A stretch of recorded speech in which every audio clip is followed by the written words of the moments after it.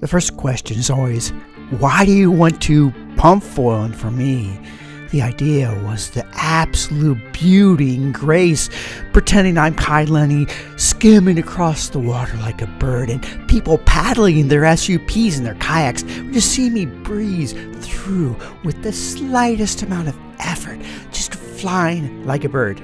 No, this is not me on day one. This is Vlad. He's been doing this for, 4 years. But that's the dream. The effortless stream of just grace and beauty. I never wanted to surf with the SUP. All I wanted to do is flat water. It's always the goal to come back. Just glide around forever and ever. No more paddling, no more kayaks, no more canoes. Just flying above the water. No wind.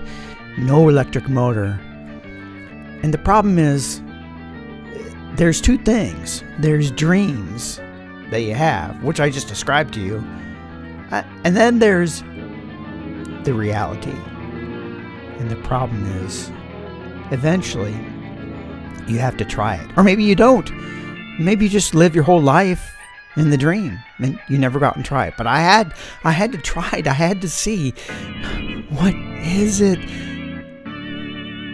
that makes this so darn difficult? It's so hard. You have no idea. It looks easy. Look at these, just like you're flying like a bird, just going around without a care in the world. So Kev's trying to scare him off, which succeeded. We're all friends here, and friends do that. So you just kind of pump and you hop on the board. But what I didn't realize until I actually had to do it is this sport is like you're balancing on the back of mad dancing monkeys that each have a sword in each hand. That foil beneath you is scary. I didn't realize it would be scary. And you're pretty high up, and I just thought, I'll just try it and it will just be great and maybe I'll crash a little bit. I didn't realize the sheer terror of all the crashes and then landing on the foil, which I did a couple times. And in the end, it's not the fact that it's any one thing. It's everything. But let's get to the very beginning and the instructions and how I started my very first day of trying to pump foil.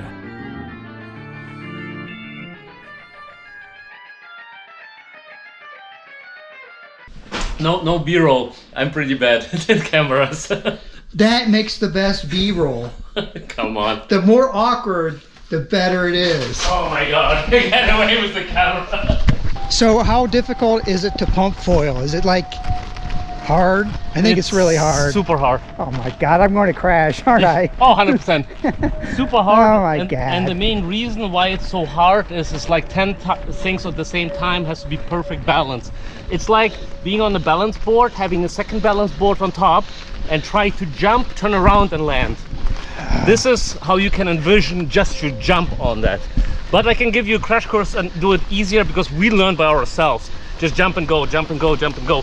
What we can do is, someone holds it, you jump on, and then you steady standing and floating to get a feeling for the foil. Because you know how to foil, but you just need to know where to place your foot, how much lift this thing generates. I can tell you tremendous amount of lift. It's like ridiculous amount of lift. People say, yeah, I'm too fat to foil. No, you're not. Foil is way stronger than you are. So the first part is jumping on it, floating with speed and stable.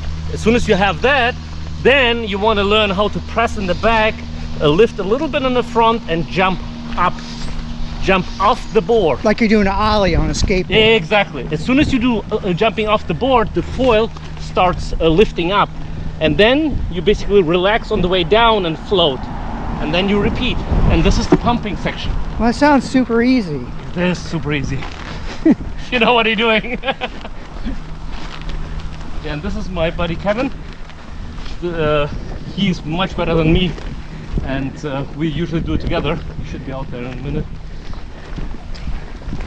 Yeah, we started with his setup with the old fish and the old slingshot, and it took us 2 years to glide a little bit. He was pumping already, I was gliding, and then we upgraded to his 1150 with the 460 rear stabilizer, and he bought this board and I bought the foil, so we basically put it together, and now it's like, oh, it's a beautiful day. it is definitely a beautiful day.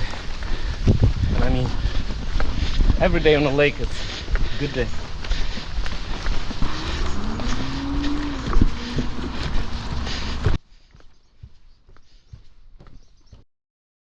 We do this, and now you have some room. So you want to do acceleration, put your hands up here, and if you have enough speed, where your hands are, this is where your foot should go. So you go back, now you go to the front, accelerate, put your hands in, and now you jump where your hands are. And then you glide. Here, Eric in action. The third attempt.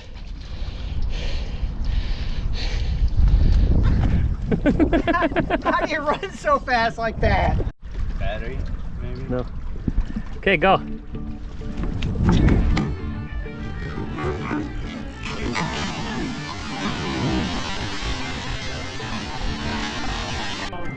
Now this is an exercise that they invented, and what they do is have you run onto the board while they hold it at the correct height, and it's supposed to help you figure out how to adjust your feet, and also to learn not to jump on the board. You don't want to jump on it like you're jumping up a box. You want to run onto it the same way that you place a skimboard in the water, and you don't really jump hard on the skimboard, you sort of climb onto it. But you do need to hop onto the board because you need both feet to momentarily have lift, and then you need to have your balance a little bit low. So I never was able to do this the entire day. Do it again. What a nice little run. That's what it's all about. So maybe the whole point of the pump foiling is not the joy, it's the difficulty. So Vlad, he's been doing this for years and still has problems with the run. Notice how he's running the wing for a longer time than he needs, and what he's doing right there is he's feeling the lift, and that can help you get a feel for the board, and they get a nice run, 50-foot run. Absolutely wonderful. But eventually, this is the first time that I realized where the true difficulty of this sport is. And the problem is that there are 3 parts to this that are difficult. The first part is the balance. Am I going to hop off? Kaboom! Of course. Yep. So what I figured out is there are 3 levels of difficulty. There's the actual balance, which is difficult. You're staying on top of board, which is on top of the hydrofoils. And the easiest way to hydrofoil is with a kite, because you have all the power of the kite to help you keep your balance, give you power.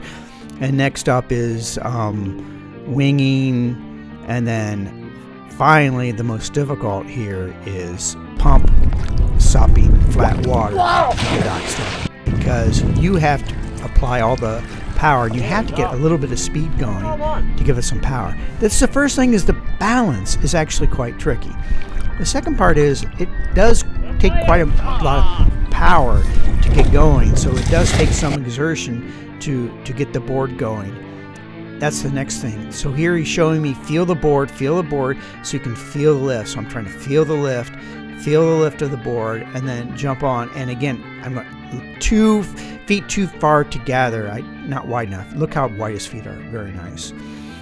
So the first part is the technical difficulty. The second part is you are supplying all the power with the pumping. And the pumping is something you can learn behind a boat or on a wing or whatever, but I'm not even there. And the third part, which I was not expecting, is the terror of the wing. Now, I have been kite foiling for a long time. I'm no longer scared of my kite foil because I can keep an eye on it. I'm used to it. I know where it is. And this one is different because I don't know where that thing is going to pop up, because I do not have the proper balance on the board to be able to predict what it's doing. So it's terrifying, it's exerting, and it's technical. And the threefold prongs of it make it difficult in a way that is harder than other sports. One real difficulty with learning to pump foil is due to the amount of stress you have on your mind and your body. It's really difficult to get more than about an hour of work on your pump foiling per day before you just get exhausted. And if you think about other skill-based, really difficult things like, playing the violin, if you play the violin, you can play the violin for 8 hours a day, no problem, and your fingers might hurt a little bit, but that's it. So the difficulty level in leveling up here, you have to have both physical and mental stamina if you want to improve quickly in this sport. Check this out. He's going to do 2 laps, I think, here. This is what it's all about. Perfect freedom. Just you and the board. I think you do build up stamina for this sport the more you do it. So it's one of those things that the more you do it, the more you can do it. I believe this Axios wing is somewhere around 1750 in width, but I'm not sure the exact area. And I've been told by everybody, including these two, that you don't want a larger wing because once you get started to turn on a larger wing, you're unable to bring it back. So for beginner pumpers like myself, this is probably a good first wing.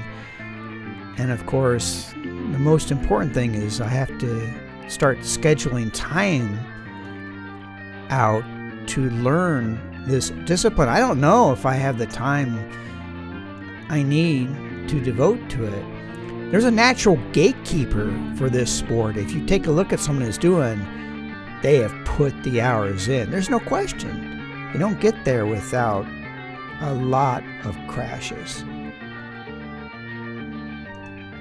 We're starting to get near the end of the day here, and as you can see, it's getting a bit more difficult to stay energized and on point.